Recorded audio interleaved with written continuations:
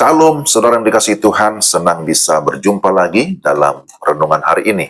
Mari kita berdoa terlebih dahulu. Ya Tuhan, kami mau mendengarkan firman-Mu, pimpin dan terangilah kami, berikan hikmat dan pengertian sehingga kami dapat mengerti firman-Mu dengan benar. Dalam nama Tuhan Yesus kami sudah berdoa. Amin. Pembacaan firman Tuhan dari Imamat 14 ayat 2. Inilah yang harus menjadi hukum tentang orang sakit kusta pada hari pentahirannya. Ia harus dibawa kepada imam. Demikianlah pembacaan firman Tuhan. Tema kita, Yesus, Imam Besar Agung. Saudara-saudara yang dikasihi Tuhan, Imamat 14 mengisahkan tentang hukum yang berkaitan dengan orang sakit kusta. Imam bertugas untuk melayani mereka, untuk pentahiran mereka. Kita akan melihat beberapa hal yang penting yang perlu kita pelajari, kita pahami dari bagian Imamat 14. Pertama, adanya pengakuan dan pemisahan. Perlu ada pengakuan akan kesadaran ataupun keadaan diri yang mengalami sakit kusta. Dia harus sadar, saya ini sedang menderita sakit kusta, dan dia mau memisahkan diri dari komunitas. Oleh karena memang sakit kusta itu menajiskan. Yang kedua, ada proses atau upacara untuk pentahiran. Sekalipun penyakit kusta adalah sesuatu yang menajiskan, bahkan mematikan, namun tetap ada anugerah Tuhan bagi mereka yang terisolasi. Pentahiran dilakukan oleh imam dengan memakai sarana hewan seperti burung yang hidup, ada kayu aras, kain kirmizi, dan hisop.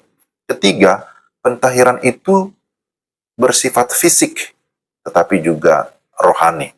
Jadi bukan hanya pentahiran secara fisik atau jasmani, tapi tentu arahnya kepada pentahiran secara rohani.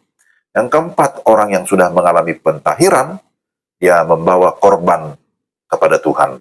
Itu adalah hukum atau ketetapan yang harus dilakukan dengan segala ketaatan. Saudara-saudara yang dikasihi Tuhan, belajar dari Imamat 14 bahwa upacara pentahiran bagi penderita kusta yang disembuhkan itu menggambarkan karya penebusan Tuhan Yesus atas kehidupan kita. Yesus pergi keluar kemah untuk bertemu dengan kita dan mati di atas kayu salib untuk menggantikan kita. Dia datang untuk mencari dan menyelamatkan yang hilang. Itulah yang dikatakan oleh Lukas 19 ayat 10.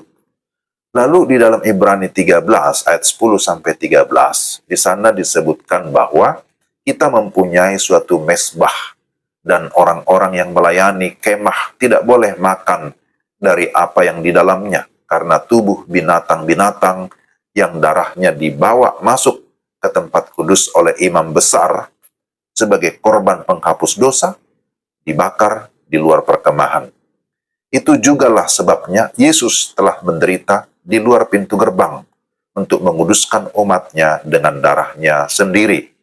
Di Ibrani 13 ayat 10 sampai 13. Karena itu, marilah kita pergi kepadanya di luar perkemahan dan menanggung kehinaannya.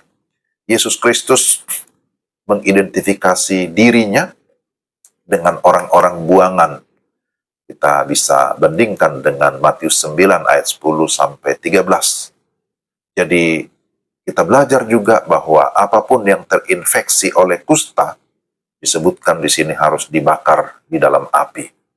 Dan inilah yang menggambarkan kita sebagai orang-orang berdosa, bahwa sekalipun kita orang yang memiliki dosa yang besar, dosa yang berat, tapi kita bersyukur bahwa Yesus datang untuk menyelamatkan kita. Nah, ada yang menarik di dalam Imamat 14. Di sana disebutkan ada burung-burung yang dipersembahkan sebagai korban. Burung-burung tidak seharusnya berada dalam kuali atau dalam belanga tanah liat. Mereka harus terbang di langit.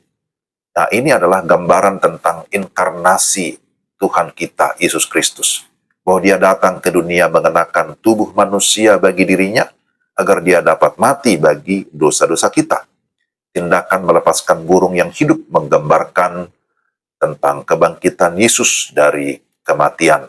Orang yang dulu menderita kusta itu kemudian diperlakukan seperti seorang imam. Tuhan menjadikan kita yang dulu adalah orang-orang berdosa, orang tidak layak. Oleh karena penebusannya, maka kita diangkat menjadi anak-anak Allah, tapi juga menjadi imamat yang rajani melalui penebusan dan pengudusan darah Kristus.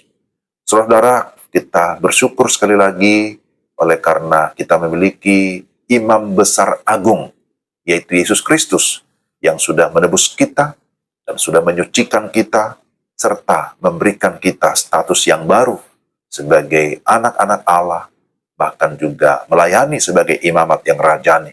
Kepada kita yang sungguh-sungguh percaya kepada Kristus, kita sudah disucikan, dikuduskan, bukan hanya fisik, tapi secara rohani, dan oleh karya Kristus di kayu salib, kita memperoleh kehidupan yang kekal, keselamatan, dan kita bersyukur janji Tuhan bahwa surga menjadi tempat yang terakhir bagi orang-orang yang sudah di dalam Kristus. Mari kita berdoa. Tuhan, terima kasih untuk renungan hari ini. Kami berdoa supaya Engkau terus menuntun kami, supaya kami hidup di dalam anugerah-Mu, hidup dalam ketaatan akan firman Tuhan, dan kami menunjukkan status kami sebagai anak-anak Allah dengan kerelaan untuk melayani Engkau.